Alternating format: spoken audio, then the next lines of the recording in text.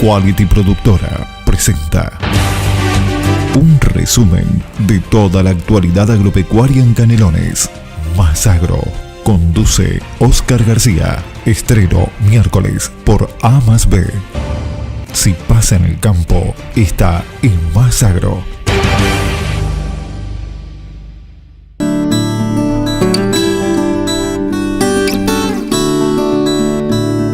Con las notas registradas allí en Florida, en el primer Congreso Ovino del Movimiento de la Juventud Agraria. Uno de los técnicos que viene trabajando desde que comenzó el programa Ovino del Movimiento de la Juventud Agraria, con el apoyo naturalmente del INIA Las Brujas, profesional que es precisamente de esa área, como lo es el ingeniero Andrés Garzábal, ha venido trabajando y ha venido profundizando todo lo que es la parte genética, y sobre ese tema y sobre lo que fue este congreso, él nos decía lo siguiente.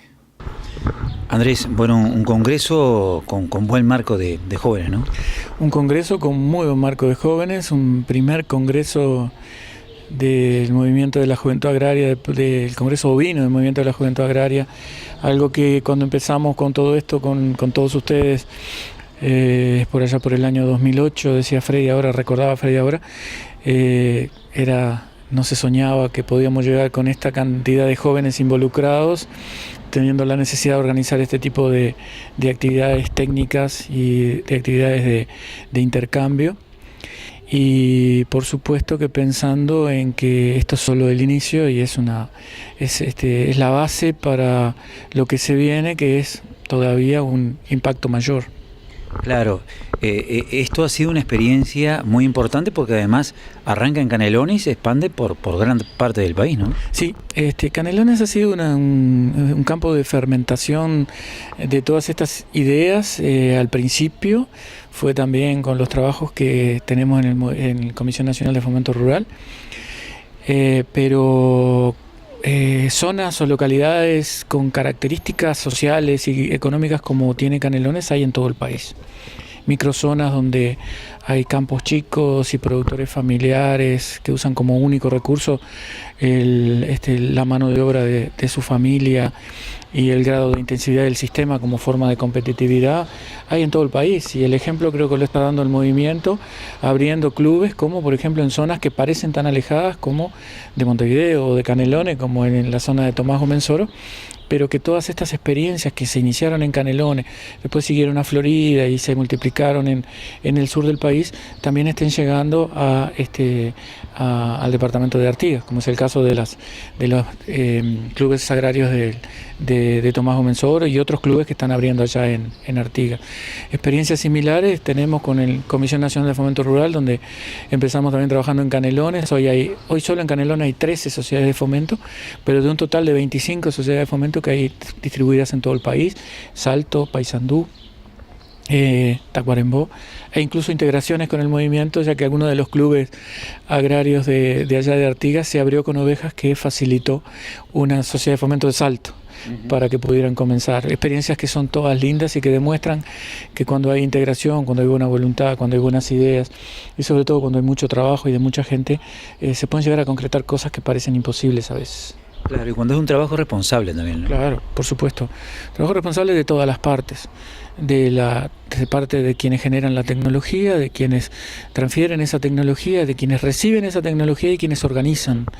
Y después de los propios productores, porque sería imposible juntar en un aula o en una jornada de divulgación a los 20.000 productores de ovejas del Uruguay y a aquellos que quieran incorporarse como productores de oveja, que es un poco la característica de este tipo de sistemas intensivos y de área reducida. Pero en cambio, utilizando al propio productor como multiplicador de la información, se puede llegar, en ese caso sí, a todos los productores, viéndose un productor nuevo en el espejo de un productor que ya empezó hace algunos años, y que de hecho es mucho más creíble por sus propias experiencias para alguien que recién se inicia, y de esa manera poder llegar, y como creo que los números avalan, a un número importantísimo de productores. 120, decía Freddy, en el movimiento desde el 2008 hasta ahora, pensando que los primeros pasos de los primeros años evidentemente son lentos por falta de animales, por falta de poder divulgarlo, pero creo que la aceleración ahora va a ser mucho mayor, y bueno, y tenemos que ir levantando los cuellos de botella que vayan surgiendo.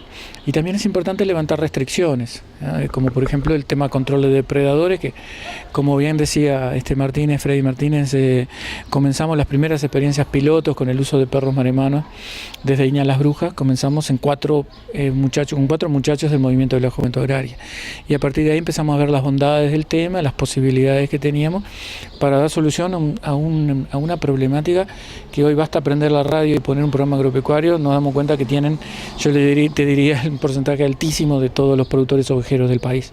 Claro. No, además, no es entregarle ovejas, sino hay que ver, o tener ganas de crear ovejas, sino hay que ver las condiciones que tiene ese muchacho, y después darle las herramientas, ¿no? Hoy estamos teniendo charlas, estamos teniendo, digamos, el asesoramiento en todos los aspectos productivos, ¿no? Sí, o se trata por lo menos. Claro, el Movimiento de la Juventud Agraria tiene un departamento de extensión que hace un esfuerzo enorme por llegar a todos sus clubes agrarios, y a través de sus clubes agrarios a todos los jóvenes rurales, y eso eso hay que decirlo públicamente, y eso es muy importante que se apoye también desde todas las organizaciones. Ahora, yo te diría casi que la oveja es una excusa. Es tecnología, porque tratamos de acercar materiales genéticos que se adapten al tipo de explotación, al tipo de producción que nosotros pensamos hace viable la explotación en pequeña escala. Lo ha demostrado, el propio crecimiento ha demostrado que efectivamente teníamos razón en lo que es la propuesta tecnológica. Pero atrás de la oveja, que no se le regala al joven o al productor, sino que se le presta, y de esa manera se lo involucra en un proceso en el que después él tiene que contribuir a su entorno productivo de su club agrario o de su barrio.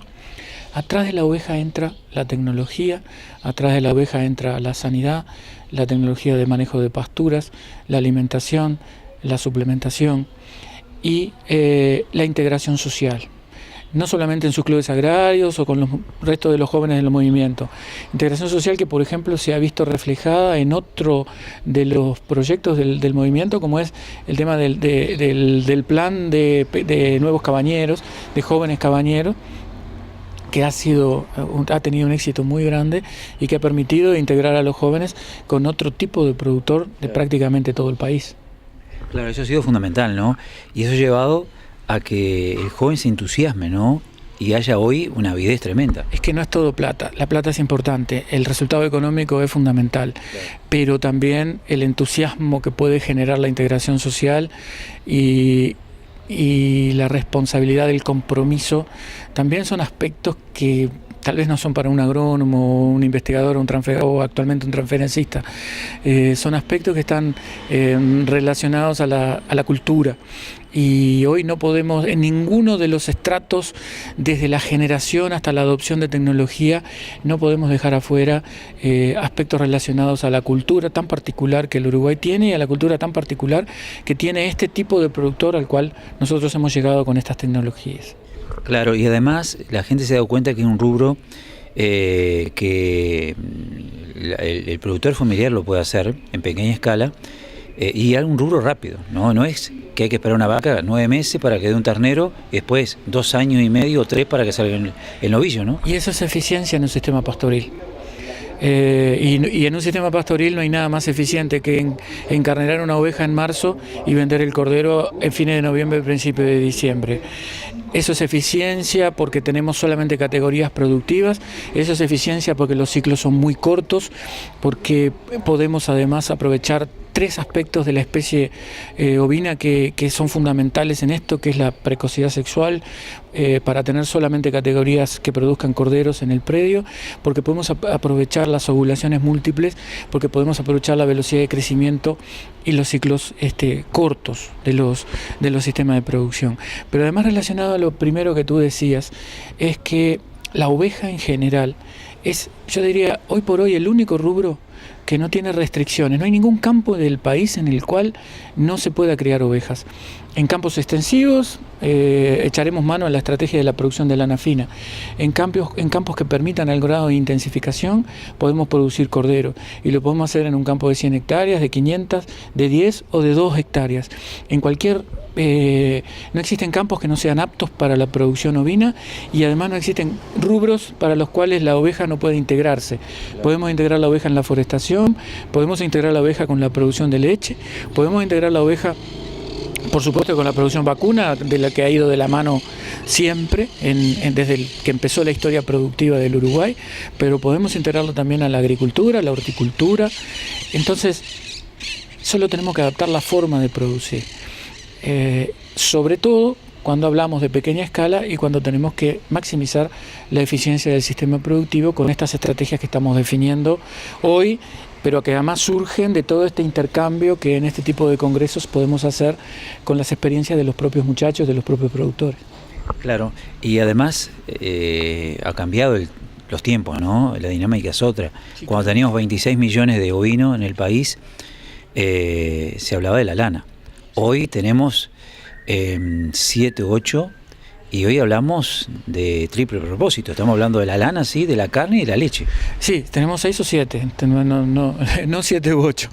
Y lo cual a muchos preocupa, a nosotros en particular. Nosotros creemos que es un proceso de adaptación a una nueva forma de producción ovino. Cuando teníamos 26 millones de ovejas, no se plantaba soja, la forestación era incipiente, el arroz no tenía la magnitud que tiene hoy, los precios de la carne vacuna eran otros, y los precios de la lana en relación a otros productos eran otros. Esto quiere decir, la competitividad de los sistemas productores de lana de finuras medias era otra completamente distinta. Ese escenario comercial ya no existe más. Podemos vender hasta la última oveja que tenemos si queremos quedar aferrados a ese tipo de sistema de producción, o podemos modificar la estructura productiva incorporando tecnología de genética, tecnología de pastura, tecnología de intensificación, y de esa manera aportar a todo ese estrato de productores que hablábamos recién una opción a través de la oveja. Lo que ha hecho la tecnología es adaptarse a los tiempos nuevos, pero esto tampoco es nuevo. En la historia del Uruguay, la producción ovina ha cambiado 5 o 6 veces. Estamos en un proceso de cambio, con las dificultades que los procesos de cambio tienen culturalmente. Hablábamos recién de la cultura para nuestros productores, pero efectivamente ese proceso de cambio lo está demostrado con este tipo de sistemas de producción que los muchachos han adoptado. Que es fundamental. Andrés, yo te agradezco mucho porque, bueno, ha sido un aporte muy importante el tuyo en este trabajo que hoy estamos viendo acá. No, yo te agradezco a ti entonces, si ese es el concepto, y bueno, te repito que siempre vamos, desde el lugar donde nos toque estar, siempre vamos a estar a la orden para continuar con este proceso, sobre todo que hoy me presentaba Freddy como un integrante más de la familia del movimiento de la Junta Agraria, lo cual para mí es un enorme honor, y que lo voy a llevar como un galardón mientras tenga fuerza como para seguir trabajando.